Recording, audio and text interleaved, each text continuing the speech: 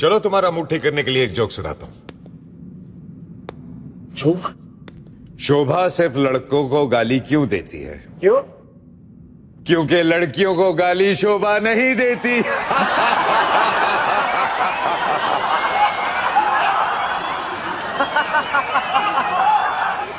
मजा आया ना? एक और सुन। शोभा सिर्फ लड़कों को गाली क्यों देती है? क्योंकि लड़कियों को गाली शोभा नहीं देती।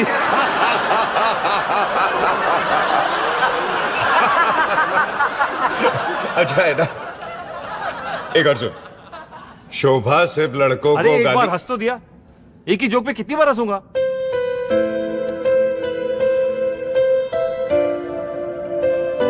जब एक जोक पे बार बार हंस नहीं सकते तो एक गम पे बार बार रोते क्यों हो मेरे दोस्त?